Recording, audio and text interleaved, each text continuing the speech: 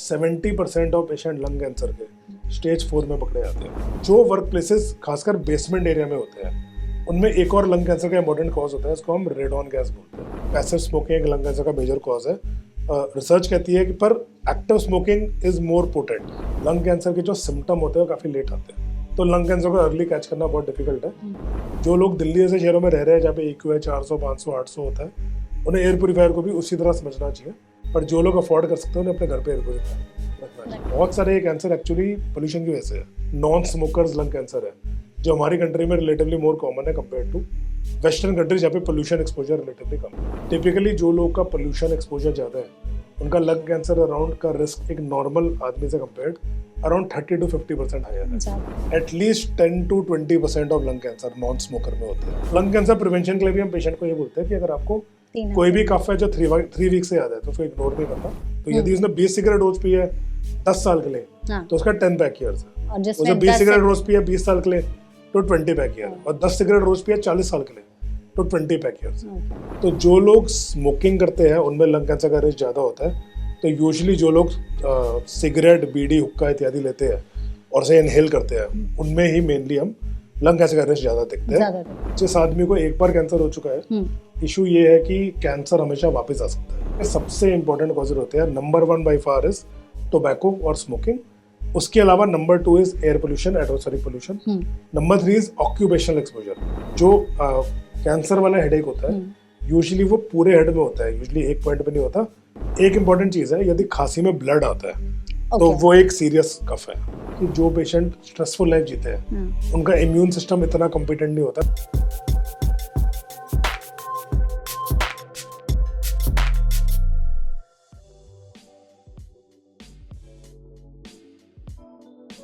Lungs हमारी body का एक बहुत ही इम्पोर्टेंट हिस्सा है, लेकिन जिस हिसाब से आजकल लाइफस्टाइल चेंज हो गई है हमारी, उसके साथ ही बहुत सारे एनवायरमेंटल फैक्टर्स भी ऐसे हैं जैसे कि पोल्यूशन, इन सब की वजह से हमारे लंग्स से रिलेटेड बहुत सारी बीमारियां हो रही हैं, उसमें भी लंग कैंसर। एक रिपोर्ट की माने तो साल 2022 में 18 लाख मौत सिर्फ लंग कैंसर की वजह से हुई है पूरी दुनिया में, और भारत में भी ये आंकड़ा काफ़ी ज़्यादा है। अब आप पोल्यूशन को ही देख लीजिए, आज के टाइम पर पोल्यूशन का जो AQI लेवल है वो 1000 तक क्रॉस कर चुका है, और कह रहे हैं लोग कि हम एक गैस चैम्बर में रह रहे हैं जो हमारे लिए, हमारे लंग्स के लिए बहुत ज़्यादा हानिकारक है। तो ऐसे में आज NBT स्वास्थ्य चर्चा में इसी टॉपिक पर डिस्कस करने के लिए हमारे साथ एक बहुत ही एक्सपीरियंस डॉक्टर मौजूद हैं। हमारे साथ हैं doctor Vineet Govinda Gupta, oncologist, Fortis hospital, Shalimar Bagh. Sir से जानेंगे कि लंग कैंसर से हम कैसे बच सकते हैं और कैसे खुद को, अपनी फैमिली को इससे बचा करके रख सकते हैं, इसके इलाज, इसके लक्षण, सब कुछ के बारे में जानेंगे। तो सर सबसे पहले तो आपका हमारे इस सेशन में बहुत बहुत स्वागत है। तो स्टार्ट करते हैं। सर इस इंटरव्यू को स्टार्ट में एक हम लोग मिथ और फैक्ट के सेशन से करेंगे, क्योंकि जैसे ही लंग कैंसर का जो नाम आता है हमारे दिमाग में बहुत सारी ऐसी चीज़ें आ जाती हैं जिसके बारे में लोगों को अवेयरनेस नहीं है, और कुछ ऐसी धारणाएं भी है जो लोग अपने मन में बना करके रखते हैं। बिल्कुल। तो सर पहला स्टार्ट जो हमारा सवाल रहेगा वो यही है कि बहुत सारे लोग कहते हैं कि सिर्फ सिगरेट पीने की वजह से लंग कैंसर का खतरा होता है, तो ये मिथ है या फैक्ट है, प्लीज़ ये बताइए और इसको थोड़ा एक्सप्लेन भी करिएगा। जी, तो एक कॉमन मिसकंसेप्शन है लंग कैंसर के बारे में कि ये एक बीमारी है जो सिर्फ स्मोकर्स में होती है। इनफैक्ट नॉन स्मोकर सोचते हैं कि हमें बीमारी हो ही नहीं सकती, तो ये एक्चुअली एब्सोल्युटली एक मिथ है। इनफैक्ट यदि हम वर्ल्ड में किसी भी कोने की रिसर्च ले, चाहे इंडिया की ले, अमेरिका की ले, यूरोप की ले, at least 10 to 20% of lung cancer non smoker में होते हैं। और लंग कैंसर के स्मोकिंग के अलावा और भी बहुत सारे कॉज है। तो vast majority of lung cancer smoker में होता है। ये बिल्कुल करेक्ट है कि 80 to 90% लंग कैंसर स्मोकर में होते हैं, बट दैट डजंट मीन कि नॉन स्मोकर में लंग कैंसर नहीं हो सकता। और इनफैक्ट जैसा जो हमारा एक्सपीरियंस है, जो हम देख रहे हैं, नॉन स्मोकर्स में होने वाला लंग कैंसर ग्रेजुअली हम इंक्रीज भी देख रहे हैं due to large number of factors. But एक जस्ट वेरी वेरी इंपॉर्टेंट कि किसी भी नॉन स्मोकर को ये सोचना नहीं चाहिए कि ये बीमारी मेरे को नहीं हो सकती है। सबको इसके बारे में अवेयर रहना बहुत इम्पोर्टेंट। राइट, ये चीज़ बिल्कुल आपने सही की। सेम वैसे ही जैसे कि हमने मतलब जो लोग स्मोक करते हैं उसके बारे में बात की, तो तंबाकू जो लोग कंज्यूम करते हैं उन्हें भी ऐसा लगता है कि सिर्फ तंबाकू खाने वाले लोगों को ही कैंसर होता है, तो ये मिथ है या फैक्ट है? ओके, सो लंग कैंसर, तंबाकू एक बेसिकली एक पॉइजन समझिए या कार्सिनोजन है, जो बॉडी में जहाँ भी बॉडी को एक्सपोज होता है उसके अंदर जो केमिकल होते हैं उस एरिया में कैंसर कॉज करते हैं। तो जो लोग स्मोकिंग करते हैं उनमें लंग कैंसर का रिस्क ज़्यादा होता है, जबकि जो लोग माउथ से खाते हैं या मुंह में रखते हैं, जैसे गुटखा हो गया, खैनी हो गया, पान मसाला हो गया, उनमें माउथ और गले का कैंसर का रिस्क रिलेटिवली मोर होता है। तो चूंकि लंग कैंसर तक टोबैको पहुंचने के लिए उस स्मोक को इनहेल करना इंपॉर्टेंट है। तो यूजुअली जो लोग सिगरेट, बीड़ी, हुक्का इत्यादि लेते हैं और से इनहेल करते हैं, उनमें ही मेनली हम लंग कैंसर का रिस्क ज़्यादा देखते हैं। जो लोग तंबाकू खाते हैं उनमें मुंह और गले के कैंसर का रिस्क ज़्यादा होता है, पर लंग कैंसर का रिस्क यूजुअली उनमें बहुत ज़्यादा कंपैरेटिवली नहीं होता। बट स्टिल हमें अवॉइड करना चाहिए ये सब चीजें, क्योंकि वो भी एक कैंसर है जो जानलेवा है। तो जो लोग टोबैको ज़्यादा यूज़ करते हैं, चाहे वो इनहेल करे या माउथ से ले, उनमें टिपिकली नॉर्मल आदमी से कंपेयर कई गुना ज़्यादा कैंसर का रिस्क है। तो it has to be a habit जो उनको नहीं फॉलो करनी है। राइट। सर एक और चीज़ है पैसिव स्मोकिंग। जैसे कि अगर मेरा कोई फ्रेंड है, मैं सिगरेट नहीं पीती, लेकिन मेरा वो फ्रेंड सिगरेट पीता है और हम उस फ्रेंड सर्कल में बैठे हुए हैं, वो सिगरेट का धुआं हम इनहेल कर रहे हैं, तो क्या उन्हें भी चांसेस है लंग कैंसर होने के या नहीं होने के? एब्सोल्युटली। तो एक्चुअली क्या है कि हम अपने क्लिनिक में भी बहुत कॉमनली पेशेंट्स देखते हैं जो लंग कैंसर की कंप्लेंट लेके आते हैं। फॉर एग्जांपल, कोई लेडी आती है क्लिनिक में जो लंग कैंसर की कंप्लेंट लेके आती है और उसकी बिल्कुल स्मोकिंग की हिस्ट्री नहीं होती, पर जब हम फिर प्रोब करते हैं तो पता चलता है कि उनका हस्बैंड 30 ईयर से स्मोक करता है और वो साथ रहते हैं। तो डेफिनेटली पैसिव स्मोकिंग एक लंग कैंसर का मेजर कॉज है। रिसर्च कहती है कि पर active smoking is more potent. तो जैसे फॉर एग्जांपल कोई आदमी यदि खुद सिगरेट पीता है तो कहते हैं कि उसका लंग कैंसर रिस्क 20 गुना ज़्यादा है कंपेयर टू एक नॉन स्मोकर। बट जो आदमी पैसिव स्मोकिंग करता है उनका लंग कैंसर रिस्क 30 to 40% ज़्यादा है कंपेयर टू नॉन स्मोकर। तो ओवरऑल जो जितना डिग्री ऑफ रिस्क है वो एक एक्टिव स्मोकर से कंपेयर बहुत कम है, बट नेवरदलेस पैसिव स्मोकिंग एक इम्पोर्टेंट लंग कैंसर का रिस्क है। राइट। तो जो लोग मतलब अब उन्हें अपने आसपास के लोगों को समझाना चाहिए कि प्लीज डोंट स्मोक, वरना उनके साथ साथ उन्हें भी साथ में लंग कैंसर का जो रिस्क है वो बढ़ जाएगा। जो स्मोकर्स है उनको सोचना चाहिए कि मेरी हैबिट सिर्फ मुझे नहीं अफेक्ट कर रही है। राइट। ये चीज आपने अभी जैसे पोल्यूशन की बात कर रहे थे हम लोग, तो पोल्यूशन से लंग कैंसर होने का रिस्क बहुत ज्यादा लोग कहते हैं, तो मिथ है या फैक्ट है? ये एब्सोल्युटली एक फैक्ट है। इनफैक्ट पोल्यूशन और कैंसर का रिस्क लास्ट फ्यू इयर्स में और भी ज़्यादा साइंटिफिक रूप से एक्सप्लोर किया गया है।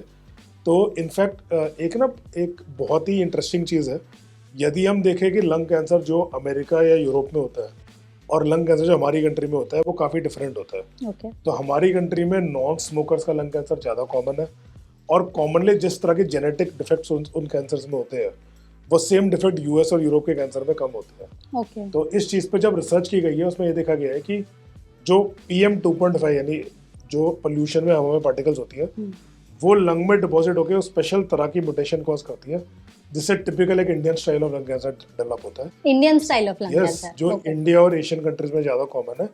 एंड जो लास्ट फ्यू इयर्स में रिसर्च हुई है उसने ये शो किया है कि बहुत सारे कैंसर एक्चुअली पोल्यूशन की वजह से है। तो ये एक special pattern of lung cancer है जो pollution related non smokers lung cancer है, जो हमारी कंट्री में रिलेटिवली मोर कॉमन है कंपेयर टू वेस्टर्न कंट्रीज जहाँ पे पोल्यूशन एक्सपोजर रिलेटिवली कम है। तो मतलब जो लोग पोल्यूटेड एरियाज में रह रहे हैं उनके लिए बहुत ही अलार्मिंग सिचुएशन है, क्योंकि उनको भी आगे चल करके लंग कैंसर का रिस्क तो होगा। एब्सोल्युटली। तो सर क्या किसी तरह के खाने से भी लंग कैंसर का रिस्क होता है? तो एक्चुअली लाइफस्टाइल और डाइट कैंसर के बहुत इंपॉर्टेंट फैक्टर्स है, मतलब जिनको लोग कई बार सोचते नहीं है। तो बॉडी में बहुत सारे कैंसर्स हैं जिनमें एक पुअर डाइट उनका रिस्क बढ़ाती है। तो लंग कैंसर के सिनेरियो में वेल एस्टेब्लिश्ड एक fruits and vegetable poor diet lung cancer का रिस्क बढ़ाती है। मतलब जो लोग फ्रूट्स और वेजिटेबल ज्यादा कंज्यूम नहीं करते उनमें लंग कैंसर का रिस्क बढ़ता है। जो लोग ज्यादा प्रोसेस्ड फूड या more of less of fruit vegetables and more of processed food diet consume करते हैं उनमें relatively high risk of lung cancer होता है। तो to avoid lung cancer a good diet should include a good amount of fruit and vegetable. Okay. Sir एक और चीज़ है, जैसे कि आजकल नया टर्म आया, नया नहीं, आई थिंक कुछ टाइम तो हो ही गया, वेप। तो जो लोग वेपिंग करते हैं और हाँ, तो उन्हें भी लंग कैंसर का रिस्क है, क्योंकि वो लोग कहते हैं कि हम सिगरेट नहीं पी रहे, हम तो ई-वेप्स का यूज़ कर रहे हैं। तो उसके बारे में प्लीज़ बताइए। तो first of all vaping device India में बैंड है। मतलब ये चीज़ हालांकि इलीगली कई लोग वेप करते हैं, I am aware of that, but practically speaking government ने वेपिंग डिवाइस इंडिया में बैन किए हुए हैं। तो वेप डिवाइसेस में कॉन्सेप्ट क्या है कि जो लंग कैंसर में जो हानिकारक तार होता है, तार वेप डिवाइस में यूजुअली तार नहीं होता।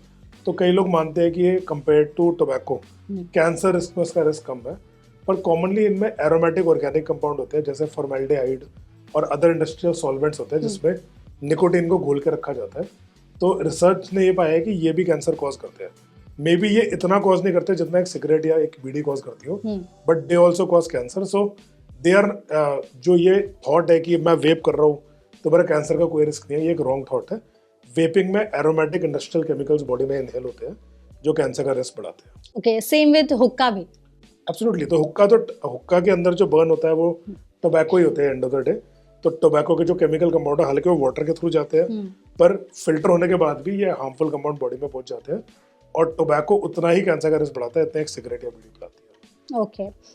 बहुत सारे लोग ऐसे भी होते हैं ना जो 10-15 साल तक उन्होंने सिगरेट पी है, बीड़ी पी है और 10-15 साल के बाद छोड़ दी, तो अब उनका कहना है कि अब मुझे लंग कैंसर नहीं होगा. तो ये इस बात में कितनी सच्चाई है या नहीं, प्लीज इसके बारे में. ये बहुत इंटरेस्टिंग चीज़ है. बॉडी कई लोगों को लगता है कि कैंसर एक इट इज समथिंग जो एक कंप्लीट एक्सीडेंट है, बट कैंसर एक sum of long term genetic accidents का एक रिजल्ट है.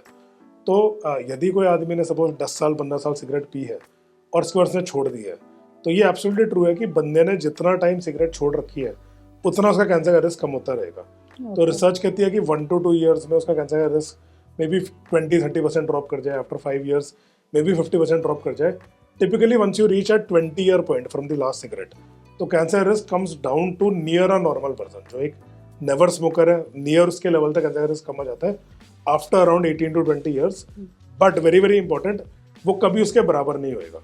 तो मान लो एक एक्टिव स्मोकर है, उसका कैंसर का रिस्क एक नॉन स्मोकर से कंपेयर 20 गुना ज्यादा है. उसने सिगरेट छोड़ दी और 20 साल तक सिगरेट छोड़ के रखी, तो वो 20 टाइम्स का नंबर कम हो गया, 19, 18, 15, 13, 20, 10 सो ऑन नीचे आएगा, बट कभी वो 1 पे नहीं आएगा. वो it will reduce but will never return to normal. In fact जो रिसर्च कहती है, यदि आदमी ने अपनी लाइफ में 100 सिगरेट्स पी है तो उसके लंग के जो जेनेटिक मटेरियल है उसमें परमानेंट जेनेटिक चेंजेस हो जाते हैं which may not reverse no matter how long you quit tobacco. तो एक पर्सन जिसने अपनी लाइफ में स्मोकिंग करी है, टिपिकली यदि बहुत साल तक छोड़ दे उसका रिस्क काफी कम हो सकता है, बट नॉर्मल नहीं हो सकता. विद टाइम कम हो सकता है लेकिन नॉर्मल नहीं हो सकता. ओके. जैसे ऑफिस गोइंग जो लोग हैं उनके बारे में बात करें, जिनकी डेस्क जॉब है, ऑफिस में काम करते हैं, तो वहाँ पर पूरा एयर कंडीशन रहता है, वेंटिलेशन की कमी रहती है, तो बहुत सारे लोग कहते हैं कि उन्हें भी रेस्पिरेटरी इश्यूज काफ़ी ज़्यादा होते हैं जिस वजह से लंग कैंसर का रिस्क होता है. तो इस बात में कितनी सच्चाई है? तो एक लैक ऑफ वेंटिलेशन फैक्टर होता है जिसको हम कंसिडर कर सकते हैं. तो इसके जिसको हम ऑक्यूपेशनल एक्सपोजर बोलते हैं, यानी ऑक्यूपेशन में हार्मफुल केमिकल एक्सपोजर से लंग कैंसर हो सकता है. टिपिकली जो ऑफिस एनवायरनमेंट है, टिपिकली आज के ज़माने में यूजुअली उस तरह के हार्मफुल केमिकल नहीं होते. जैसे फॉर एग्जांपल एक क्लासिक केमिकल होता है जिसको हम एस्बेस्टॉस बोलते हैं. ऑफ कोर्स हमने सुना होगा पुराने ज़माने में एस्बेस्टॉस की छतें बनती थी, रूफिंग बनती थी, दीवारों का मटेरियल बनता था, पर एस्बेस्टॉस के मिनरल फाइबर लंग में जाके कैंसर कॉज करते थे. तो आजकल जो हेल्थ कोड्स है वो इन चीज़ों से घरों को या बिल्डिंग्स को बनाना अलाउ नहीं करते. पर जो पुराने जमाने की बिल्डिंग है, कई बार उनकी कंस्ट्रक्शन में ऐसे फॉल्टी मेटल्स यूज किए जाते हैं जो लॉन्ग टर्म एक्सपोजर से ये सब प्रॉब्लम कॉज करते हैं. तो वेरी वेरी इंपॉर्टेंट कि एक वर्क प्लेस में वर्क प्लेस सेफ्टी ऑडिट हमेशा होना चाहिए. और खासकर यदि कोई पुरानी बिल्डिंग को एक वर्क प्लेस में यूज किया जाता है तो इट शुड बी इंश्योर्ड कि इस तरह के हार्मफुल केमिकल्स बिल्डिंग में ना हो.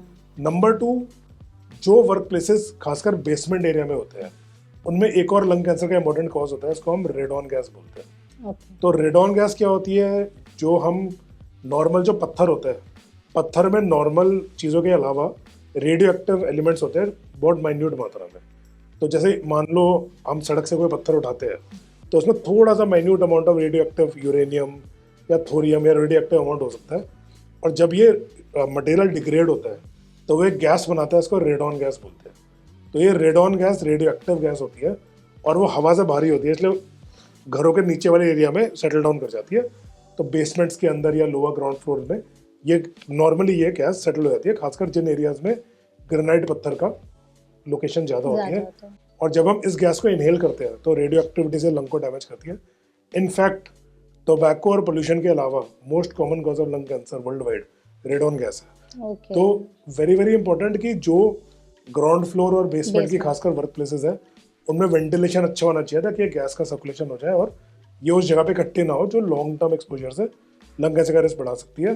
रेडॉन गैस मॉनिटरिंग भी होती है, बाहर की कंट्रीज में कंपल्सरी मानी जाती है. यदि कोई भी बेसमेंट में वर्क प्लेस है तो उसका रेडॉन गैस मॉनिटरिंग होनी चाहिए कि उसमें रेडॉन गैस इकट्ठी तो नहीं हो रही है. इंडिया में इतना कॉमन नहीं है, पर कोई भी लोअर लेवल पे सेट ऑफिस बिल्डिंग्स में हमेशा एयर सर्कुलेशन अच्छा होना चाहिए ताकि इन चीज़ों से एक्सपोजर ना हो. तो इस चीज का ध्यान भी देना चाहिए लोगों को जो मतलब बेसमेंट या फिर ग्राउंड फ्लोर में अपने ऑफिसेज वगैरह बना रहे हैं। Absolutely. तो सेम विद घर के साथ भी ऐसा होता है या फिर एब्सोल्युटली, घर इवन घर में बेसमेंट एरियाज में आइडियली जो यदि तुम्हारा रेजिडेंस बेसमेंट में है तो इट इज ऑलवेज इंपॉर्टेंट कि एक तो वेल वेंटिलेटेड होना चाहिए और इस तरह की चीज़ों की टेस्टिंग आइडियली तुम्हें रेडॉन गैस टेस्टिंग किट आती है ओके और इस किट से आइडियली टेस्टिंग होनी चाहिए कि ऐसा तो नहीं कि हमको इस तरह की पॉइजनस गैस से एक्सपोजर हो। तो ये जो किट आप बता रहे हैं ये मिलती है मार्केट में ये अवेलेबल? मिलती है बट इंडिया में एक्सपेंसिव है कॉमनली इनको, पर इसको अरेंज किया जा सकता है और ऐसा नहीं कि रोज टेस्टिंग करनी पड़ती है। वंस इन जो आदमी रह रहा है उस सेटिंग में once in a while testing करेगा तो एटलीस्ट अवेयर रहेगा कि क्या चीज़ है। राइट। एक और चीज़ है सर, एयर फ्रेशनर्स हो गए जो आजकल बहुत सारे रूम फ्रेशनर्स आ रहे हैं, बाथरूम फ्रेशनर्स आ रहे हैं, लोग इस्तेमाल करते हैं। इसके साथ ही डीओज, बिना लोग बाहर निकले डीओज का परफ्यूम का यूज़ नहीं करते, तो इससे भी जैसे रेस्पिरेटरी इश्यूज हो सकते हैं और लंग कैंसर का रिस्क है। तो डिपेंड करता है उसका फॉर्मुलेशन क्या है। ओके तो यूजुअली इनकी जो केमिकल कंटेंट है वो हाईली रेगुलेटेड होती है। गवर्नमेंट चेक्स कि इसमें सिर्फ परमिटेड केमिकल होता है, तो टिपिकली इनसे लंग कैंसर का रिस्क नहीं पड़ता है। बट कुछ लोगों को इससे एलर्जी हो सकती है या इरिटेशन हो सकती है जो रेस्पिरेटरी डिजीज कॉज कर सकती है, okay but usually they don't cause lung cancer. ठीक है। एक और है जैसे कि बहुत सारे लोग कहते हैं कि अगर उन्हें लंग कैंसर था, इलाज हो गया, अब वो ठीक हो गए, लेकिन इलाज के बाद भी लंग कैंसर का रिस्क रहता है, तो ये मिथ है या फैक्ट है? ये ट्रू है। देखो, जिस आदमी को एक बार कैंसर हो चुका है उसमें दो इंपॉर्टेंट इश्यूज है। नंबर 1 इशू ये है कि कैंसर हमेशा वापस आ सकता है। ओके तो जिसका एक बार लंग कैंसर का इलाज हो चुका है, रिसर्च कहती है कि कैंसर वापस आने का मैक्सिमम चांस पहले 2-3 साल में है, उससे कम 5 इयर्स तक है और उसके बाद काफी कम है। पर एक नॉर्मल आदमी इसको कभी कैंसर नहीं हुआ, उससे कंपेयर यूजुअली उसका फिर से कैंसर होने का चांस हाई है। ओके सेकंड, जो भी जिस रीजन की वजह से उसका पिछली बार कैंसर हुआ था वो रीजन से तो उसकी बॉडी ऑलरेडी एक्सपोज्ड है। तो सपोज किसी ने 20 साल सिगरेट पिया, उसको लंग कैंसर हो गया और लंग कैंसर चलो ट्रीट हो गया, जड़ से इलाज हो गया, पर जो 20 ईयर स्मोकिंग हिस्ट्री है उसकी वजह से उसकी बॉडी को जो डैमेज हुआ है वो परमानेंट है। तो दैट रिस्क फैक्टर रिमेन्स और उसको एक सेकंड कैंसर उसकी वजह से हो सकता है। ओके ठीक है सर, हमारा ये मिथ्स एंड फैक्ट्स का सेशन अब हम यहीं पर कंप्लीट करते हैं। आई होप जितने भी लोगों के मन में लंग कैंसर से रिलेटेड बहुत सारे मिथ्स होंगे वो क्लियर हो गए होंगे। सर ने बहुत सारे डाउट्स भी क्लियर किए हमारे। मूविंग ऑन, सवालों की तरफ बढ़ते हैं सर। सबसे पहला तो वही है, जैसे हमने बात की स्मोकिंग को लेकर के, तो लंग कैंसर का नाम सुनते ही लोगों के मन में आता है कि सिर्फ स्मोकिंग की वजह से ही लंग कैंसर होता है, तो क्या और रीजंस हैं लंग कैंसर होने के? प्लीज़ उसके बारे में बताइए। तो हमने कुछ डिस्कस किए हैं पहले Q&A सेशन में। तो लंग कैंसर सबसे पहले क्या है, देखो वी नीड टू रिमेंबर कि जिस आदमी को कोई भी रिस्क फैक्टर नहीं है उसमें भी थोड़ा सा बेसलाइन रिस्क होता है हर कैंसर का। तो even without any risk patient का नाम some risk of lung cancer. Otherwise जो लंग कैंसर के सबसे इंपॉर्टेंट कॉजेज होते हैं, number 1 by far is tobacco और स्मोकिंग। उसके अलावा number 2 is air pollution, atmospheric pollution. Number 3 is occupational exposure. तो कुछ ऑक्यूपेशनल या इंडस्ट्रियल केमिकल्स या गैस एक्सपोजर होते हैं जिनसे लंग कैंसर का रिस्क पड़ता है। फॉर एग्जाम्पल हैवी मेटल्स हो गए, निकल, कैडमियम, मर्क्यूरी हो गया, कुछ इंडस्ट्रियल केमिकल हो गया जैसे पॉलीसाइक्लिक एरोमेटिक हाइड्रोकार्बन हो गया, नाइट्रो कंपाउंड्स हो गया। तो खासकर जो लोग केमिकल इंडस्ट्री में काम करते हैं या माइनिंग इंडस्ट्री में काम करते हैं, for example silica dust, coal dust, asbestos, तो जिन लोगों को ऑक्यूपेशनल एक्सपोजर टू केमिकल्स है जो लंग में जाके डिपॉजिट हो जाते हैं, उनको ऑक्यूपेशनल रिस्क की वजह से लंग कैंसर हो सकता है। थोड़े से पेशेंट्स का जेनेटिक कॉम्पोनेंट होता है, तो कभी कभी रेयरली हम देखते हैं कि पेशेंट को फैमिलियल लंग कैंसर है, फैमिली में बहुत सारे लंग कैंसर पेशेंट है और एक जेनेटिक डिफेक्ट की वजह से उस पेशेंट को भी लंग कैंसर है, तो अनकॉमनली फैमिलियल लंग कैंसर होता है। और इसके अलावा जैसे हमने डिस्कस किया, जिन लोगों का लाइफस्टाइल अच्छा नहीं है, जैसे for example fruit and vegetable intake अच्छा नहीं है, हेल्दी बॉडी वेट नहीं है, तो these patients also suffer higher risk of various cancer including lung cancer. तो इसमें जेनेटिक भी एक फैक्टर है लंग कैंसर होने का। और जैसे आपने बताया कि बहुत सारे लोगों का काम करने के जो एरियाज होते हैं, बेसिकली इंडस्ट्रियल एरियाज या माइंस वगैरह में जो काम करते हैं, उन्हें भी रिस्क है। एब्सोल्युटली। तो कोई मतलब परसेंटेज है इतना कि अगर वो लोग इतने दिनों तक रह रहे हैं वहाँ पर या काम कर रहे हैं तो उन्हें ज्यादा रिस्क है उसका? वेरी इंपॉर्टेंट ये है कि आदमी का जो वर्किंग है उसमें केमिकल एक्सपोजर को लिमिट करने के लिए वो क्या कर रहे हैं, जहाँ पे वो लोग काम कर रहे हैं। तो जैसे फॉर एग्जांपल माइनिंग में भी रिकमेंडेड तो यही है कि लोग प्रॉपर रेस्पिरेटर यूज करें, ताकि क्या कहते हैं कि जो एटमॉस्फेयर में कोल डस्ट है या सिलिका डस्ट है या फाइबर है वो लंग में ना जाए। तो more important then risk over duration of time, more important ये है कि आदमी अपने लंग्स को कितनी अच्छी तरह प्रोटेक्ट कर रहा है उस एनवायरनमेंट के लिए। ओके, ठीक है। सर, अब एनवायरनमेंट की बात हो रही है तो पोल्यूशन का जो लेवल इतना ज़्यादा बढ़ गया है। अभी एक रिपोर्ट आई थी जिसमें बोला गया कि जिस हवा में हम सांस ले रहे हैं वो 40 से 50 सिगरेट पीने के बराबर है एक दिन में। और AQI भी 1000 क्रॉस कर रहा है। पहले 300-400 पे सीवियर माना जाता था, बहुत ज़्यादा पुअर माना जाता था, अब 1000 तक चला जा रहा है, 1200 तक AQI क्रॉस हो रहा है। तो जो लोग पोल्यूटेड एरियाज में रह रहे हैं उन्हें कितने चांसेस है लंग कैंसर होने के, और वो खुद को इससे कैसे बचा सकते हैं?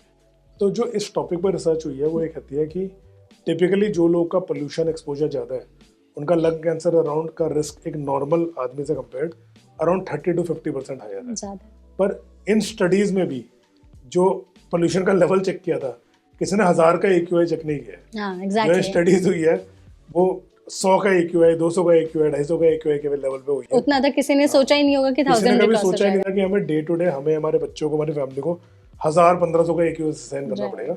तो डेफिनेटली आई थिंक जिस तरह के एनवायरनमेंट में हम रह रहे हैं, लंग कैंसर का रिस्क उससे भी कंपेयर काफी हाई होगा। सर, अब बात करते हैं लंग कैंसर के स्टेजेस की। तो क्या क्या स्टेज, कितने स्टेज होते हैं और क्या हर स्टेज पर लक्षण अलग अलग होते हैं लंग कैंसर के? तो lung cancer madam typically 4 stage में हम डिवाइड करते हैं क्लासिकली। स्टेज 1, 2, 3, 4। स्टेज का बेसिक मतलब ये है कि कैंसर कितना फैला हुआ है। ओके। तो किसी भी कैंसर की जब हम बात करते हैं तो फर्स्ट क्वेश्चन होता है कि कैंसर का प्रकार या टाइप क्या है, सेकंड होता है कि कैंसर कितना फैला हुआ है, यानी स्टेज क्या है। स्टेज 1 टिपिकली एक छोटा सा ट्यूमर है जो सिर्फ लंग के अंदर है, ओके। आसपास नहीं फैला है। स्टेज 2 ऑनवर्ड्स या तो ट्यूमर का साइज बढ़ जाता है या वो आसपास के ऑर्गन्स को टच करने लग जाता है, या छाती के बीच में जो लिम्फ नोड होता है, लिम्फ नोड ग्रंथियां होती है जो सबके लंग्स के बीच में लोकेटेड होती है। अच्छा। तो अगर कैंसर 1-2 लिम्फ नोड्स में उधर से फैल गया तो टिपिकली हम बोलते हैं स्टेज 2 है। स्टेज 3 उससे एडवांस होता है जिसमें कैंसर का साइज और बड़ा है, आसपास के ब्लड वेसल को जकेट लिया या आसपास की हार्ट को जकेट लिया, लोकल ऑर्गन को जकेट लिया, या लिम्फ नोड का नंबर ज़्यादा है या दूसरी तरफ के नोड तक फैल गया है, उसको हम स्टेज 3 बोलते हैं। और यदि कैंसर डिस्टेंट एरिया में फैल गया जैसे बोन में, ब्रेन में, लिवर में, लंग में फैल गया तो उसको हम स्टेज 4 बोलते हैं। तो कौन से स्टेज पर ज्यादा जानलेवा हो जाता है लंग तो cancer? Age stage increases patient का लाइफ को रिस्क बढ़ता रहता है, ठीक है। क्योर का चांस कम होता रहता है और सर्वाइवल घटता रहता है। तो 4 is the worst followed by 3, 2 and 1। Okay. तो जैसे जो शुरुआती लक्षण होते हैं लंग कैंसर के वो क्या हो सकते हैं? ओके, तो लंग कैंसर की देखो खास चीज क्या है कि अनफॉर्चुनेटली लंग कैंसर के जो सिम्टम होते हैं वो काफी लेट आते हैं। तो यदि किसी को सपोज 2 सेंटीमीटर की छोटी सी गांठ है, क्लासिकली यदि हम स्टेज 1 की बात करते हैं तो कहते हैं 3 सेंटीमीटर से छोटी गांठ स्टेज 1 की तरफ जाती है। तो प्रॉब्लम क्या है कि 3 सेंटीमीटर से छोटी गांठ में यूजुअली पेशेंट को कोई सिम्टम नहीं होता। सपोज लंग में कहीं कोने में एक छोटी सी 3 सेंटीमीटर की गांठ है तो पेशेंट को यूजुअली कोई सिम्टम नहीं होगा, ना खांसी होगा, ना ब्लीडिंग होगा, ना वेट लॉस, कोई मेजर सिम्टम नहीं होगा। तो प्रॉब्लम क्या है कि सिम्टम्स पे अगर हम ट्रीट करें तो लंग कैंसर को अर्ली कैच करना बहुत डिफिकल्ट है। और इसीलिए आजकल ये बात चल रही है कि लंग कैंसर के लिए कुछ स्क्रीनिंग होनी चाहिए कि भाई पेशेंट का टाइम टू टाइम कोई टेस्ट होना चाहिए ताकि छोटी गांठ किसी की पनप रही हो तो उसको टाइम से पकड़ ले। अदर देन दैट यूजुअली जो लंग कैंसर के सिम्टम होते हैं जो स्टेज 2 और 3 ऑनवर्ड दिखने लग जाते हैं वो मोस्ट कॉमन होता है खांसी, सांस फूलना, मुंह से ब्लड आना, छाती में दर्द होना और वेट लॉस। तो these are the most common side effects. तो जैसे लोगों ने सबने नेशनल टीबी कंट्रोल प्रोग्राम में सुना है कि 3 हफ्ते से ज़्यादा खांसी हो तो डॉक्टर को हमेशा दिखाना चाहिए। तो लंग कैंसर प्रिवेंशन के लिए भी हम पेशेंट को ये बोलते हैं कि अगर आपको कोई भी कफ है जो 3 वीक से ज़्यादा है तो उसको इग्नोर नहीं करना और जाके एटलीस्ट डॉक्टर से एक बार डिस्कस करना है कि भाई ये क्या हो सकता है, उसकी जांच। स्पेशली जो स्मोकर्स है उनमें यदि परसिस्टेंट कफ है तो हमेशा डॉक्टर से मिलना चाहिए। ओके। सर, जैसे आप लक्षणों की बात कर रहे थे तो बहुत सारे लोग ऐसे होते हैं जिनमें कोई सिम्टम्स लास्ट स्टेज तक या 3rd स्टेज तक भी नहीं होते हैं और उनका यहाँ कोई ऐसा जेनेटिक भी नहीं होता है कि उनकी फैमिली हिस्ट्री रही हो लंग कैंसर की, ना ही वो पोल्यूटेड एरियाज में रहते हैं, ना ही वो स्मोक करते हैं।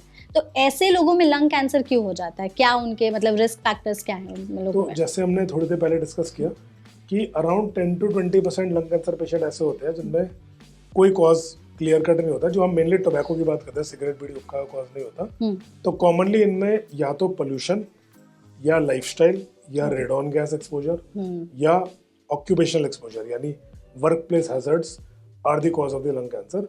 और इन सब चीज़ों को हटाने के बाद भी अराउंड 5 to 10% पेशेंट ऐसे हो गए जिनमें कोई कॉज नहीं मिलेगा। बिना कॉज के उन्हें, बिना कॉज मतलब कोई रैंडम जेनेटिक एक्सीडेंट नाम की भी एक चीज़ होती है। तो हमारी बॉडी में रोज लाखों करोड़ों सेल बनते हैं, लाखों करोड़ों सेल मर जाते हैं।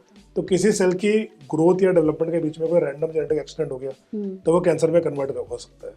तो कोई भी कैंसर बिना रिस्क फैक्टर के भी हो सकता है हालांकि ये रेयर होता है, usually it is rare. Okay. तो लंग कैंसर में वास्ट मेजोरिटी ऑफ कैंसर में कोई ना कोई कॉज होता है, बट अराउंड 5% पेशेंट ऐसे हो गए जिनमें कोई क्लियर कट कॉज नहीं होता है, वी कैन से कि वो अनफॉर्चुनेट है अगर दैट वो is just unfortunate genetic bad luck. Right. Okay sir, जैसे अब हम लोगों ने लक्षणों की बात कर ली, तो बहुत सारे केसेस में ऐसा देखा गया है कि लंग कैंसर बॉडी के दूसरे ऑर्गन्स को भी काफी अफेक्ट करता है। जैसे आंखों में प्रॉब्लम होने लगती है, हार्मोनल इम्बैलेंस, हड्डियों में पेन, या फिर सर दर्द करना, चक्कर आना। तो लंग कैंसर की वजह से शरीर के बाकी ऑर्गन्स पर क्या इम्पैक्ट पड़ता है, उसके बारे में बताइए। तो लंग कैंसर की प्रॉब्लम क्या होती है, 70% ऑफ पेशेंट लंग कैंसर के स्टेज 4 में पकड़े जाते हैं, ओके। अनफॉर्चुनेटली। क्योंकि देखो इंडिया में स्क्रीनिंग कोई यूज नहीं करता। राइट। स्क्रीनिंग क्या होता है कि पेशेंट जो हैवी स्मोकर है उसका साल में एक बार तुम सीटी स्कैन करा लो और उसको सिम्टम होने से पहले कोई कार्ड बनने लग जाए उसको पकड़ लो। तो इंडिया में स्क्रीनिंग प्रोग्राम वेल एस्टैब्लिश कोई है नहीं, इसलिए स्क्रीनिंग कोई करता नहीं है। तो प्रैक्टिकली पेशेंट को जब परेशानी होती है तभी वो डॉक्टर के पास जाता है, और तब अनफॉर्चुनेटली ज्यादातर कैंसर स्टेज 4 पे होते हैं। और छोटे मोटे जो लक्षण होते हैं आई गेस वो लोग ऐसे इग्नोर कर देते हैं कि कुछ और भी होगा। और टेस्टिंग का जैसे आपने कहा, मुझे तो लगता है कि इंडिया में टेस्टिंग का कोई कल्चर है भी नहीं। हाँ, लोग नहीं कराते, उन्हें डर लगता है कि मतलब I will tell you very frankly, even as a doctor, अब क्या है कि इवन एज अ डॉक्टर मुझे कोई छोटी मोटी प्रॉब्लम होती है तो कई बार मैं सोचता हूँ कि चलो ठीक हो जाएगी। तो in fact it is cultural part, मतलब इंडिया का कल्चर ही ऐसा है कि लोग डरते भी आई गेस बहुत ज्यादा है कि अगर टेस्ट कराएंगे कुछ निकल गया तो वो ज्यादा प्रॉब्लम में दवाई खानी पड़ेगी, इससे अच्छा मत ही कराओ, जो होगा सो देखा जाएगा। बट ये एक डिनायल है, मतलब ये गलत तरीका है। हाँ राइट, ऐसा नहीं करना चाहिए। क्योंकि टाइम से इन चीजों को पकड़ लो तो इनका इलाज अच्छा हो सकता है, क्योर रेट भी इनका बहुत अच्छा है। तो we should not ignore this symptom. तो लंग कैंसर, हम स्टेज 4 की बात करते हैं। तो लंग कैंसर जब छाती से निकलता है तो क्लासिकली ये 4 ऑर्गन में फैलता है, बोन, लिवर, एड्रिनल ग्लैंड और ब्रेन। तो ये सबसे इंपॉर्टेंट 4 ऑर्गन होते हैं इसमें लंग कैंसर फैलता है। हालांकि कैंसर किसी भी ऑर्गन में फैल सकता है, चाहे वो किडनी हो, हार्ट हो, किसी में, बट सबसे इंपॉर्टेंट ये 4 ऑर्गन होते हैं, बोन, लिवर, एड्रिनल ग्लैंड और ब्रेन। तो जब बोन में कैंसर फैलता है तो उसका सबसे कॉमन प्रॉब्लम होती है, या तो पेशेंट को पेन होता है या वो हड्डी कमजोर रहती है तो छोटी सी चोट से फ्रैक्चर हो जाती है। ओके, फ्रैक्चर हो जाती है।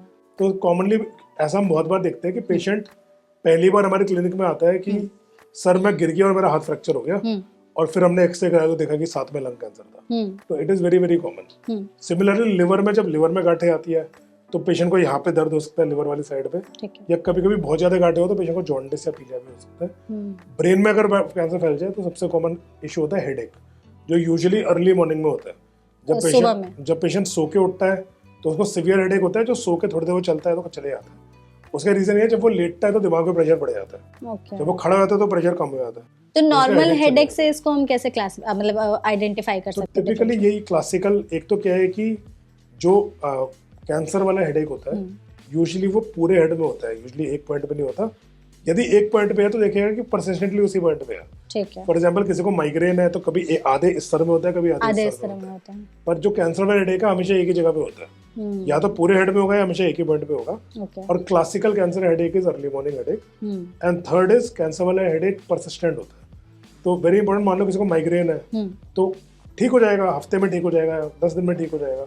कैंसर वाला हेडेक ऐसा हेडेक है जो परसिस्टेंट रहता है, धीरे धीरे बढ़ता ही है। तो यूजुअली सेम चीज है, अगर पेशेंट को 3-4 वीक से ज्यादा हेडेक हो तो उन्हें हमेशा एक डॉक्टर को दिखाना चाहिए ताकि उसका चेकअप हो सके और उसकी टेस्टिंग हो सके। Right, okay. तो मतलब बाकी ऑर्गन्स पे भी ये उतना ही अफेक्ट करता है, और जो सिम्टम जैसे कि सर ने बताया उसे इग्नोर ना करें, टाइम टू टाइम जाकर के चेकअप कराना ज्यादा जरूरी है। बिल्कुल। ओके सर, अभी हम लोग जैसे सिम्टम्स की बात कर रहे थे, तो इसमें एक कॉमन सिम्टम खांसी भी है। जैसे आपने कहा कि खांसी अगर लंबे टाइम तक हो रही है, तो अगर किसी को लगातार खांसी हो रही है तो किस टाइम पर उन्हें सीरियस हो जाना चाहिए और जाकर के डॉक्टर को दिखाना चाहिए, और कितने चांसेस है कि खांसी हो रही है तो लंग कैंसर का खतरा है? तो देखो, वेरी इंपॉर्टेंट, खांसी तो सबसे कॉमन सिम्टम में से एक है। तो 99.9% खांसी कैंसर की वजह से नहीं होगी।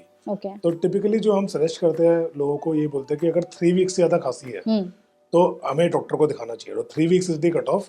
वो 3 वीक से ज्यादा खांसी कुड बी ड्यू टू, उसके बाद भी ऐसा नहीं कि 3 हफ्ते से ज्यादा खांसी कैंसर की निशानी है। 3 हफ्ते से ज्यादा खांसी एक क्रॉनिक प्रॉब्लम की निशानी है, चाहे वो ट्यूबरकुलोसिस हो या कोई इन्फेक्शन हो या लंग में कुछ स्कारिंग है, फाइबर है, या कैंसर भी हो सकता है। इवन पोल्यूशन की वजह से भी लोगों को बहुत टाइम तक खांसी रह रही है। तो मोटा मोटा यदि आदमी की कफ का ड्यूरेशन 3 वीक्स क्रॉस हो गया है तो एटलीस्ट उनको अपनी टेस्टिंग कराने के लिए डॉक्टर के पास जाना चाहिए। ठीक है, ओके। तो जैसे अब हमने जैसे पहले भी बात की कि जो आपने कहा कि सर में दर्द होना, तो नॉर्मल खांसी को हम लोग कैसे डिफरेंशिएट कर सकते हैं कि ये लंग कैंसर वाली खांसी? उसको डिफरेंशिएट करने का कोई तरीका नहीं है। एक इम्पॉर्टेंट चीज है, यदि खांसी में ब्लड आता है तो Okay. वो एक सीरियस कफ है।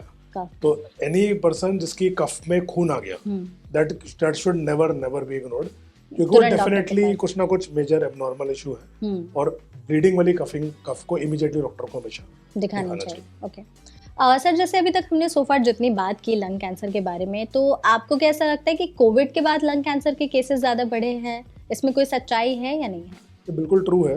ओके। इसमें ना दो चीजें हैं, I will tell you. Covid के बाद टू थिंग्स हैव चेंज्ड। एक तो क्या है, कोविड के टाइम पे लोगों के बहुत सारे एक्सरे हुए, सीटी हुए, तो एक तो बहुत सारे केस उस टाइम कैच हो गए। आदमी को मान लो कोई लंग कैंसर शुरू हो रहा था, उस टाइम सीटी हुआ, पकड़ में आ गया, पता चल गया। तो एक तो उस टाइम पे हमने देखा था बहुत सारे lung cancer patient post Covid हमारे पास आए थे, बहुत सारे पेशेंट्स, ठीक है। नंबर टू क्या है, कोविड ने लोगों का ना लंग इमेजिंग की तरफ एटीट्यूड बदल दिया। पहले क्या, लोग एक्सरे करने से कतराते थे, सीटी करने से कतराते थे। कोविड में एक it became a kind of easy और डेली इन्वेस्टिगेशन। लोगों को समझ में आ गया कि एक सेफ इन्वेस्टिगेशन है, थोड़ा रेडिएशन एक्सपोजर है, but usually it is not a life threatening kind of exposure, and people both doctors and patient became more open to advanced lung imaging, चाहे वो एक्सरे हो या सीटी हो। तो इस एटीट्यूड का ये फायदा है कि अब सपोज कोई हैवी स्मोकर है और मान लो उसकी खांसी ठीक नहीं हो रही, प्री कोविड एरा में ये होता कि उसका वो डॉक्टर के पास जाता, डॉक्टर चेक करता, शायद एक एक्सरे करा लेता और कुछ नहीं मिलता उसको छोड़ देता।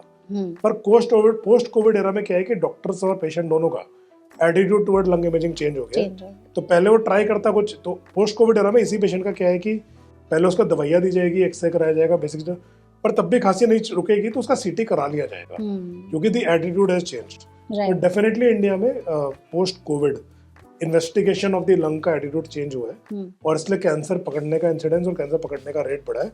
कैंसर का रेट चाहे बढ़ा ना बढ़ा हो, I am not going to talk about that. India में एक्चुअली मेल्स में लंग कैंसर का रेट कम हो रहा है, क्योंकि मेल्स में स्मोकिंग का रेट कम हो रहा है। On the other hand female में लंग कैंसर का रेट बढ़ रहा है। ये कैसे सर?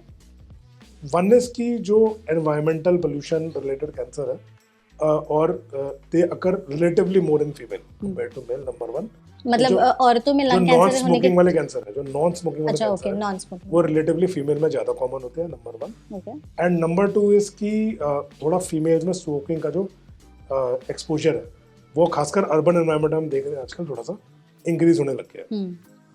तो जिस पॉपुलेशन में स्मोकिंग कम होती है, डेटा कहता है कि 20 ईयर लैग पीरियड से उस पॉपुलेशन में लंग कैंसर कम हो जाता है। और जिस पॉपुलेशन में स्मोकिंग बढ़ती है, 20 ईयर लैग पीरियड से उस पॉपुलेशन में लंग कैंसर का रिस्क बढ़ता है, ज्यादा हो जाता है। तो जो जैसे हम 2024 है, तो जो 2000s में मतलब ना लेडीज ने स्मोकिंग इंक्रीज करना शुरू किया था, उसका असर अब हम ओवर द नेक्स्ट डेकेड देखेंगे, और देखेंगे फीमेल्स में more of smoking related lung cancer बढ़ रहा है। तो very very important, urban environment में जो लेडीज ने 20 साल पहले स्मोकिंग इंक्रीज किया था, उसका इम्पैक्ट अब हम नेक्स्ट डेकेड में देखेंगे जो चल रहा है।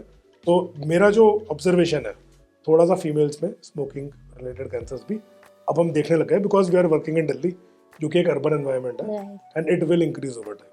तो सर, जैसे कि अभी आपने बात की, तो दिल्ली एनसीआर में रह रहे जो लोग हैं इस टाइम पर, पोल्यूशन का लेवल इतना ज़्यादा है, ऑलरेडी इतना ज़्यादा पोल्यूशन है, अब स्मोकिंग भी यहाँ मुझे लगता है कि बाकी जगहों के कंपैरिजन में ज़्यादा ही होती होगी।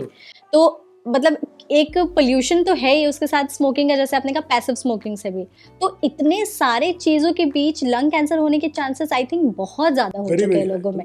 तो ऐसे में हमें भी अवेयर रहना ज़रूरी है, लाइफस्टाइल के साथ ही, मतलब अगर हम एनवायरमेंटल फैक्टर्स भी देखें तो उसमें भी हमें खुद से कुछ कंट्रीब्यूट करना चाहिए, ताकि इन सभी चीज़ों को कम कर सके। बिल्कुल मैडम, राइट, ओके। सर, जैसे कुछ लोग ऐसे होते हैं जिन्हें और भी रेस्पिरेटरी इश्यूज होते हैं, जैसे कि अस्थमा के पेशेंट्स हो गए, ब्रोंकाइटिस हो गई, या जिन्हें डस्ट एलर्जी है, तो इन्हें कितनी चांसेस है आगे चलकर लंग कैंसर होने के? बिल्कुल ट्रू है। तो जिन लोगों को लंग डैमेज है, तो जैसे ब्रोंकिएक्टासिस होता है, सीओपीडी होता है, अस्थमा वाले, जैसे अडल्ट्स का अस्थमा वाली प्रॉब्लम होते हैं इसको कॉमनली, या जिनको फाइबर है, लंग में फाइबर जमा हुआ है, फाइब्रोसिस है, तो देखा गया कि इन पेशेंट्स में भी लंग कैंसर का रिस्क एक नॉर्मल आदमी से कंपेयर ज्यादा है। नॉट वेरी वेरी हाई, ऐसा नहीं कि 3 गुना 4 गुना, ऐसा नहीं है, बट लाइक 30, 40, 50% हायर रिस्क होता है पेशेंट्स को एक नॉर्मल आदमी से कंपेयर। तो जिन लोगों की लंग डैमेज्ड है, उनको भी थोड़ा एक्स्ट्रा अटेंशन पे करना चाहिए कि उनको कैंसर ना हो। ओके सर, अब टेस्टिंग पे बात कर लेते हैं। जैसे अभी हम लोग बात भी कर रहे थे कि टाइम टू टाइम टेस्ट कराने चाहिए, तो लंग कैंसर से बचने के लिए, या अगर जानना चाहते हैं कि लंग कैंसर है तो कौन से टेस्ट हमें टाइम टू टाइम कराने चाहिए, कितने ड्यूरेशन में कराने चाहिए? तो वेरी इंपॉर्टेंट, एक तो हर आदमी को लंग कैंसर का टेस्ट कराने की जरूरत नहीं है। ओके। रीजन ये है कि देखो, जो टेस्ट है उसके भी कुछ साइड इफेक्ट्स हैं। तो लंग कैंसर में क्या देखा गया है कि एक्सरे से लंग कैंसर को अर्ली स्टेज पे कैच नहीं कर सकते। कॉमनली कन्वेंशनल विजडम तो ये बोलते हैं ना कि एक्सरे करा लो, हाँ, कैंसर दिख जाएगा। प्रॉब्लम क्या है, एक्सरे में जो कैंसर दिख गया है वो ऑलरेडी इतना बड़ा हो गया, उसको इलाज करना मुश्किल है। right. तो the cancer you want to catch can not be seen on the x ray. Cancer हम पकड़ना चाहते हैं स्टेज 1 पे, और वो स्टेज 1 वाला कैंसर एक्सरे पे दिखता नहीं है। तो जो गाइडलाइन कहती है और जो रिसर्च कहती है वो कहती है कि लंग कैंसर के लिए जो सही टेस्ट है वो लो डोज सीटी स्कैन है। लो डोज सीटी CT स्कैन, ओके। तो जैसे नॉर्मल सीटी स्कैन जो हम कराते हैं एज कोविड के लिए कराते हैं या कैंसर के लिए कराते हैं, उससे कंपेयर्ड एक दूसरा सीटी होता है, रेडिएशन का एक्सपोजर लंग को कम मिलता है। सीटी स्कैन के लिए बॉडी को रेडिएशन दी जाती है। तो सीटी स्कैन लो डोज सीटी एक स्पेशल तरह का सीटी होता है जिसमें रेडिएशन एक्सपोजर बॉडी का कम होता है, पर कोई छोटी गार्ड होगी तो दिख जाएगी, उसको कैच करके हम ट्रीट कर लेंगे। वेरी इंपॉर्टेंट, वो रेडिएशन के एक्सपोजर हमेशा हर किसी को गो थ्रू करने की जरूरत नहीं है। तो उसके लिए जो रिकमेंडेशन है वो ये है कि जो हैवी स्मोकर्स है, हैवी स्मोकर की डेफिनेशन ये है कि जिन्होंने कम से कम अपनी लाइफ में 20 पैक ईयर्स, यानी 1 पैक पर डे, एक पैक में 20 सिगरेट मानते हैं, फॉर लास्ट 20 ईयर्स लगातार पी रहे अगर वो पी है, जिनका लाइफ टाइम एक्सपोजर टोबैको का इतना है। तो यदि आदमी 10 सिगरेट रोज पी रहा है, मतलब आदमी आधा पैक यानी 10 सिगरेट्स पर डे रोज पी रहा है, और उसको उसने क्या कहते हैं 20 साल पिया है, तो उसका 10 पैक ईयर्स हुआ है। ओके, तो मल्टीप्लायर है। तो यदि उसने 20 सिगरेट रोज पी है 10 साल के लिए, तो उसका 10 पैक ईयर्स है। और जिसमें उसने 20 सिगरेट रोज पिया 20 साल के लिए तो 20 पैक ईयर, और 10 सिगरेट रोज पिया 40 साल के लिए तो 20 पैक ईयर्स। तो रिकमेंडेड ये है, जो लोग हैवी स्मोकर है जिनका 20 पैक ईयर से ज्यादा की हिस्ट्री है, उनको साल में एक बार अपना लो डोज सीटी कराना चाहिए। और रिसर्च जो हुई है उसने ये प्रूव किया है कि इनसे इन लोगों का सर्वाइवल बढ़ता है। जो लोग ये टेस्ट कराते हैं उनका कैंसर कैच होने का चांस अच्छा है, और they live longer than patient who don't do those test. India में अभी भी गवर्नमेंट ने स्क्रीनिंग प्रोग्राम इम्प्लीमेंट नहीं किया है, क्योंकि गवर्नमेंट की प्रायोरिटी कॉमन कैंसर जैसे mammography, breast cancer, pap smear, cervical cancer पर ज्यादा है। बट एवेंचुअली मुझे लगता है इंडिया में भी ये स्क्रीनिंग प्रोग्राम आएगा। ओके, तो सर जैसे आपने कहा कि एक दिन में इतने सिगरेट पी रहे तो उनको इस हिसाब से टेस्टिंग करानी चाहिए। हम पोल्यूशन की बात कर रहे थे, जो डेटा आया है कि एक दिन में हम 40 से 50 सिगरेट पीने के बराबर जहरीली हवा में सांस ले रहे हैं, तो उन्हें फिर कितने फ्रीक्वेंटली टेस्ट कराना चाहिए? जो ये कॉन्सेप्ट है 40 से 50 सिगरेट के जितना पोल्यूशन है, वो आई एम नॉट सेइंग ये कॉन्सेप्ट गलत है, पर ये एग्जैक्टली 1 to 1 मैच नहीं करता, क्योंकि जो सिगरेट के अंदर स्मोक है वो पोल्यूशन वाले स्मोक से कंपेयर ज्यादा जहरीली है। तो वो तो क्वांटिफाई कर रहे हैं कि इतनी धुआं बॉडी के अंदर गया, बट तुम सिगरेट के धुएं को पोल्यूशन वाले धुएं से कंपेयर नहीं कर सकते। नॉर्मली जो सिगरेट का धुआं है उसमें स्पेशली हार्मफुल केमिकल्स होते हैं जो शायद एयर पोल्यूशन में इनकी क्वांटिटी कम होती हो। अच्छा। तो आपको उस चीज को उससे कंपेयर यूजुअली हम नहीं कर सकते। मतलब दोनों अलग अलग चीजें, बट हालांकि फिर भी अगर, पर तब भी वो रिस्क बढ़ाता है। सिगरेट जितना नहीं बढ़ाता, पर वो रिस्क डेफिनेट, तो वो भी चेकअप करा सकते हैं, वो भी चेकअप ना करा सकते हैं। Right, okay. सर पोल्यूशन की बात कर रहे थे, तो जितने भी पोल्यूटेड एरियाज हैं, अगर वहाँ पर कोई बच्चा पैदा हो रहा है जो नवजात शिशु है, तो उनमें ऑलरेडी वो सारी चीज़ें होंगी जो, अगर हम जैसे हम बात कर रहे थे कि जितने हम हानिकारक केमिकल्स हमारी बॉडी के अंदर जा रहे हैं, तो उनमें कितना रिस्क है आगे चल करके किस एज ग्रुप में लंग कैंसर होने का, और क्या उनकी इम्यूनिटी पहले से वीक होती है या नहीं, इसके मामले में? ये बहुत ही इंपॉर्टेंट और सीरियस पॉइंट आपने उठाया है। तो मेजर प्रॉब्लम क्या है, देखो बच्चों के लंग्स यंग होते हैं, उनका इम्यून सिस्टम कमजोर होता है। तो जैसे मान लो मेरी लंग में धुएं का पोल्यूटेंट चला गया, तो मेरा इम्यून सिस्टम स्ट्रांग है, मैच्योर है, तो उसको पकड़ के उसको ईट कर लेगा, या उसको मान लो कोई उस पोल्यूटेंट से कोई सेल डैमेज हो गया, तो डैमेज सेल को किल कर देगा इम्यून सिस्टम। तो नेट रिजल्ट ये है कि I am less predisposed to cancer compare to a child. मान लो कोई बच्चा है, ना तो उसका लंग मैच्योर है, ना उसका इम्यून सिस्टम मैच्योर है। अब यही पोल्यूटेंट उसके लंग में जाएगा तो उसके लिए बहुत ज्यादा डैमेजिंग होगा कंपेयर टू एक अडल्ट। तो ना केवल इनमें कैंसर का रिस्क और बढ़ाता है, पर इनको chronic long term respiratory illness भी कॉज कर सकता है, और इनके इम्यून सिस्टम को भी डैमेज कर सकता है। तो डेफिनेटली हमारे बच्चों के लिए pollution exposure much more harmful है कंपेयर टू adults, मतलब but still it is harmful.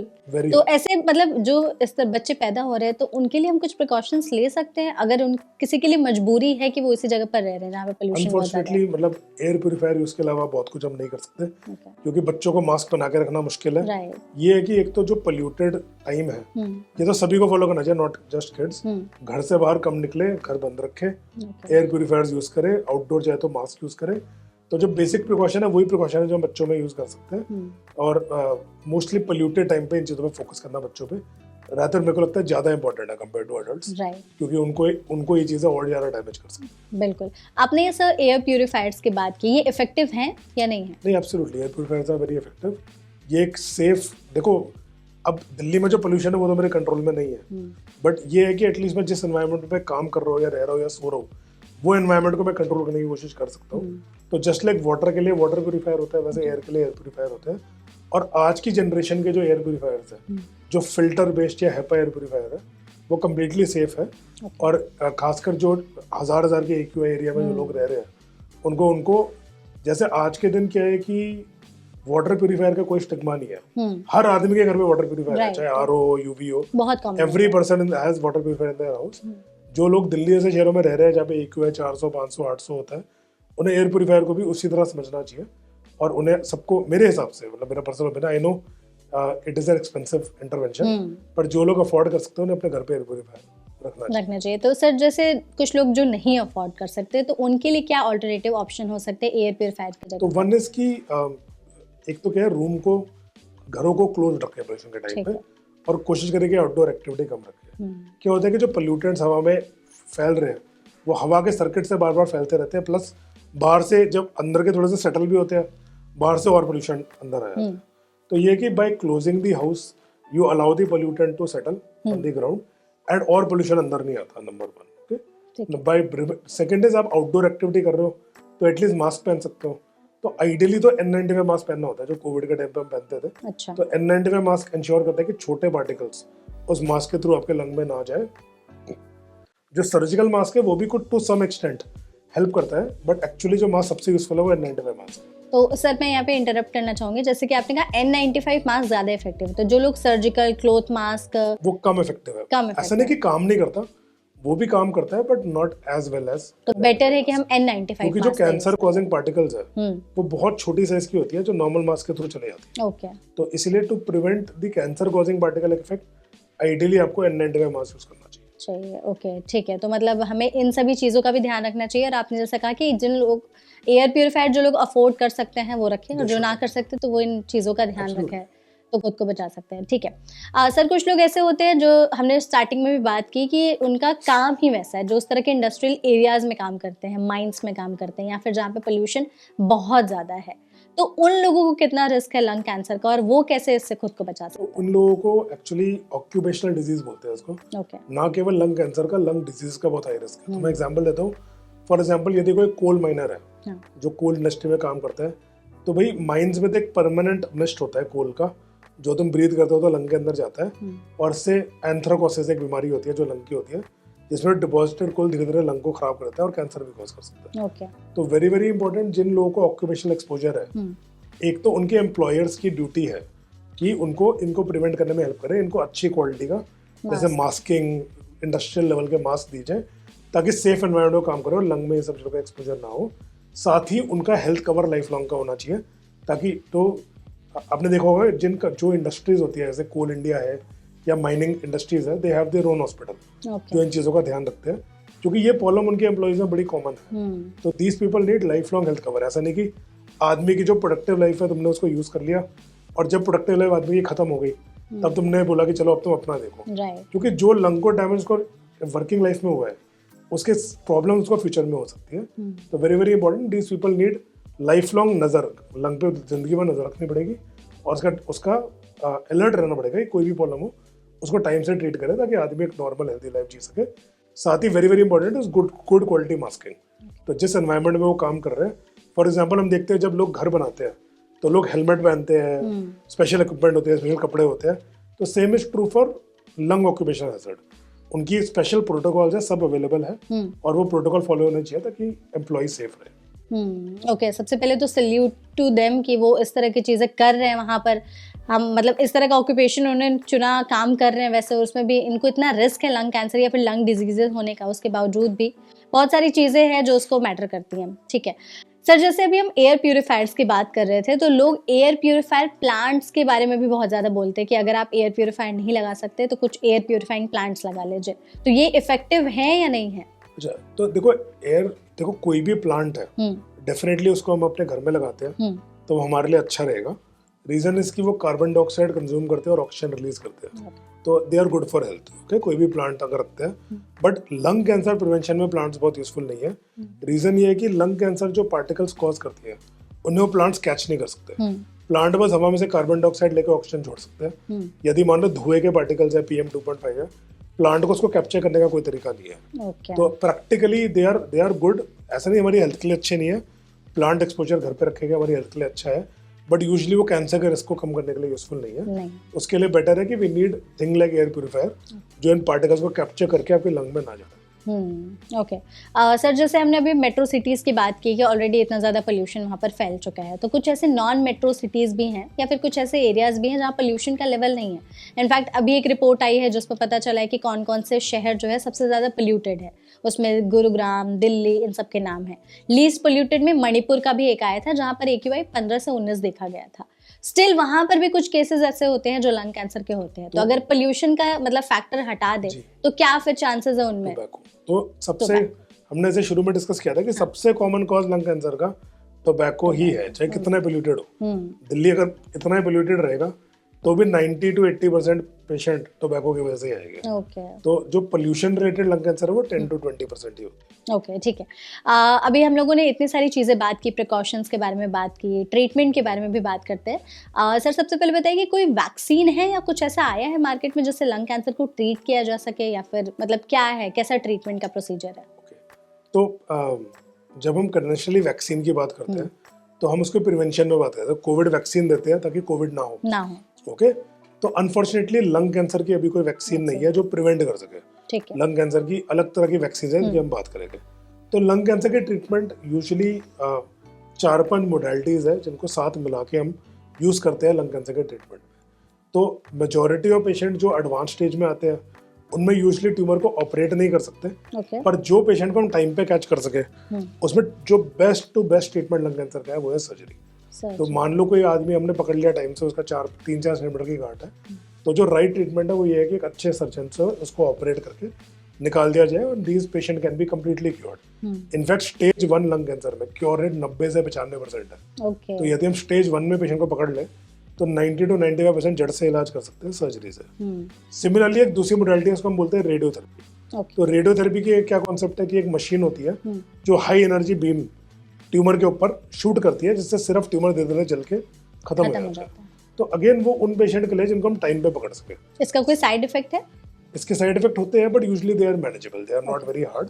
थोड़ा स्किन जहाँ से रेडिएशन जाएगी वहाँ पे स्किन का थोड़ा रिएक्शन हो सकता है, या आसपास के लंग में थोड़ा निमोनिया हो सकता है, but usually they are not very difficult, they are easy to manage side effects.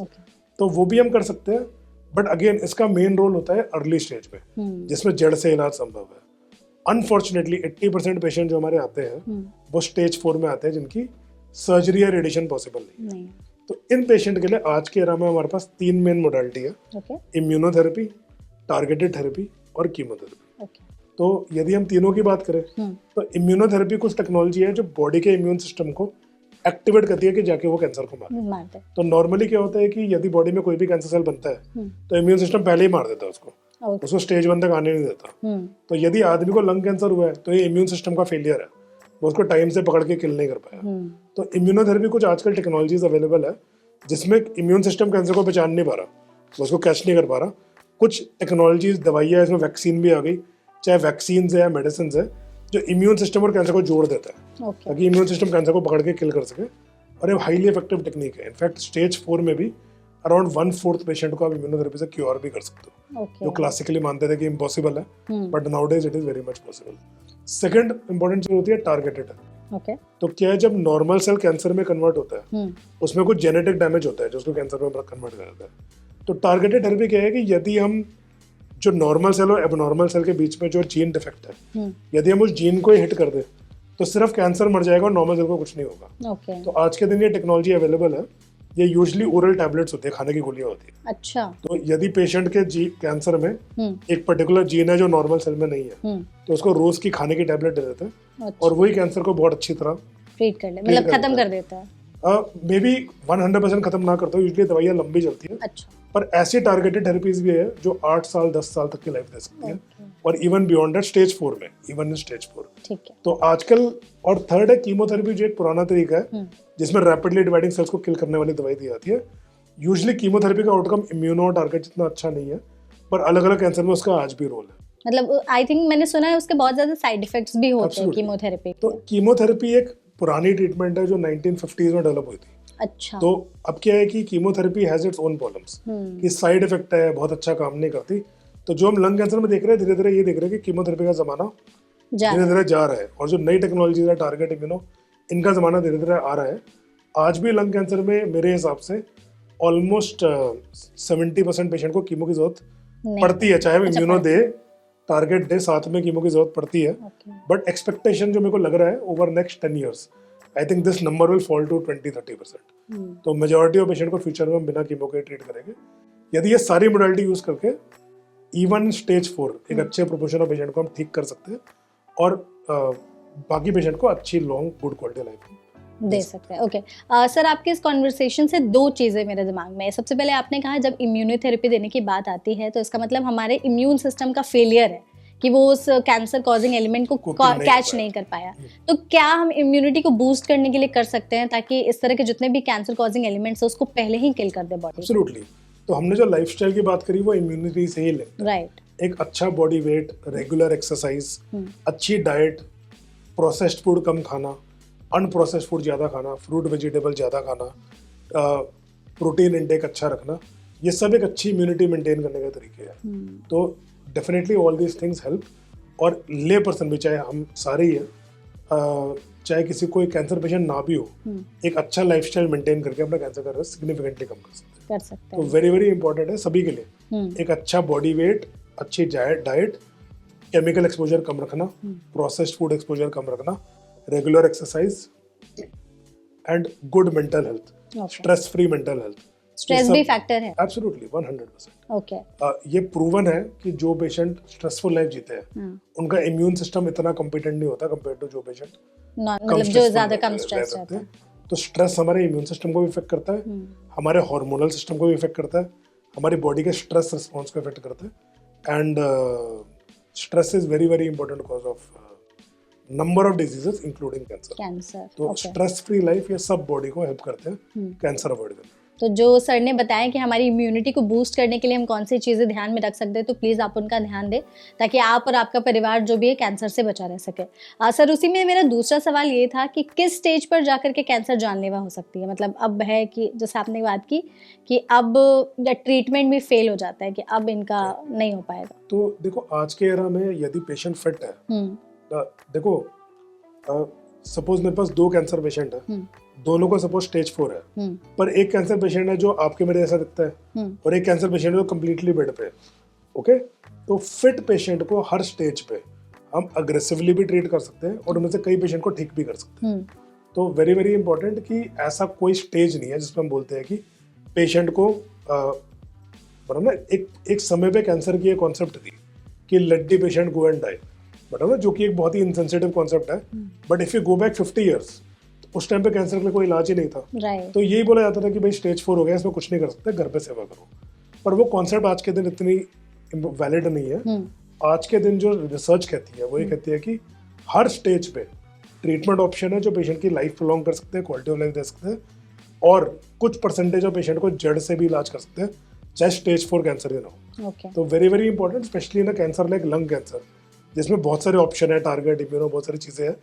In cancers में हार नहीं माननी चाहिए और हमेशा पेशेंट को कोशिश करनी चाहिए कि पेशेंट को क्योर की कोशिश करनी चाहिए ताकि patient can get a good outcome. Okay sir, हम लोगों ने इतनी सारी चीज़ों पर बात की, प्रिवेंशन पर, लाइफस्टाइल पर, तो एक और जो मतलब लोगों के दिमाग में आता है कि ठीक है इतनी सारी चीज़ें हो गई जो हमने सिम्टम्स देख लिया, क्या साइंस हमारी बॉडी देती है कि जो हमारा लंग है वो हेल्दी है? लंग की हेल्थ को जज करने का बेस्ट तरीका है कि आदमी की एक्सरसाइज कैपेसिटी क्या है। आदमी कितने टाइम अपनी सांस रोक सकता है, आदमी कितनी सीढ़ियाँ चल सकता है। तो जो एक्सरसाइज कैपेसिटी है उसमें सबसे इंपॉर्टेंट ऑर्गन होता है हार्ट और लंग। जब आदमी एक्सरसाइज करता है तो exercise capacity comes from healthy heart and healthy lung. तो क्योंकि लंग ब्लड को ऑक्सीजनेट करती है और हार्ट उस ऑक्सीजनेटेड ब्लड को बॉडी में सर्कुलेट करती है। तो किसी टाइम ड्यूरेशन से हम नाप सकते हैं इस चीज को या नहीं? हाँ बिल्कुल, तो देखो अलग अलग एज पे एक normal healthy lung capacity is different at different ages. मतलब आप एज वाइज कुछ बता सकते हैं ऐसा कि अगर वो इंसान 10 साल का है या 20 साल का, 30 साल का है, 10 मिनट की एक्सरसाइज कर रहा है और वो थक जा रहा है? इसके ना फॉर्मल टेस्ट होते हैं। Okay. इसके मतलब there are formal test, shuttle test, 5 minute walk test वगैरह होते हैं अच्छा, जो लंग कैपेसिटी को जज करते हैं। ठीक है। तो मतलब एक ले पर्सन पॉइंट ऑफ व्यू से what is important I would say is कि अगर आदमी को लगे कि मेरी एक्सरसाइज कैपेसिटी डाउन जा रही है, मेरी नॉर्मल एक्सरसाइज कैपेसिटी नहीं है, तो उनको उस चीज को इग्नोर नहीं करना चाहिए। They should always get it tested and that can tell them कि if there is some compromise in his lung और हार्ट और other part of the. Okay, तो मतलब हमें मोस्टली जो एक्सरसाइजिंग कैपेसिटी है उसका ध्यान देना तो चाहिए। यदि आदमी नॉर्मली 3 सीढ़ियां चढ़ जाता है, उसको बाद में लगता है यार मेरे को एक सीढ़ी चढ़ के सांस फूल रही है, तो दैट इज अ साइन कि something is wrong. So they should go and meet a doctor so that you know this can be tested. मतलब हर चीज ना ले पर्सन खुद टेस्ट नहीं कर सकता। राइट। कई चीजें बेटर है कि फॉर्मल मशीन से या जो टेक्नोलॉजी है उससे टेस्ट करके ही बताए कि व्हाट इज द रीजन। बिल्कुल। तो जैसा कि आपने बहुत सारी चीज़ों पर हम लोगों ने इस इंटरव्यू में बात भी की कि कैसे हम अपने लंग्स को भी हेल्दी रख सकते हैं, क्या सिम्टम्स हैं जिससे हम लंग कैंसर को अवॉइड कर सकते हैं अगर हम उसके बारे में पहले ही जान गए तो। पहले इलाज भी अच्छे तरीके से करा सकते हैं। पोल्यूशन कितना बड़ा फैक्टर है, स्मोकिंग कितना बड़ा फैक्टर है लंग कैंसर में। तो हमें भी इन सब चीज़ों का ध्यान देना है एंड आई होप ऑडियंस के जितने सारे सवाल होंगे उन सभी सवालों के जवाब सर ने दिए होंगे। सर आई होप आपको भी इस सेशन में मज़ा आया होगा। नहीं एब्सोल्युटली। बिल्कुल, thank you so much sir. बिल्कुल सर, आप इस प्लेटफॉर्म पर हमारे साथ जुड़ने के लिए आपका बहुत बहुत धन्यवाद। एंड वही है कि जो छोटी छोटी चीज़ें हमें उसका ध्यान रखना है। अगर आप पोल्यूटेड एरियाज़ में रह रहे हैं तो जैसा कि सर ने बताया कि आप एयर प्यूरीफायर्स लगाइए घर में और कौन से प्रिकॉशंस हम खुद से मतलब रख सकते हैं। साथ ही स्मोकिंग से रिलेटेड फैक्टर्स के बारे में भी हमने बात की कि ये कैसे लंग कैंसर का सबसे बड़ा जो कॉजिंग फैक्टर है वो स्मोकिंग है। तो स्मोकिंग प्लीज़ छोड़े।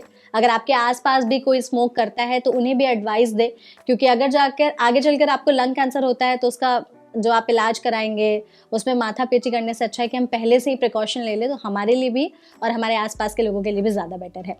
तो आई होप आपको भी ये इंटरव्यू अच्छा लगा होगा। इसे अपने बाकी फ्रेंड्स और फैमिली के साथ ज़रूर शेयर करिएगा and thank you so much for watching our video.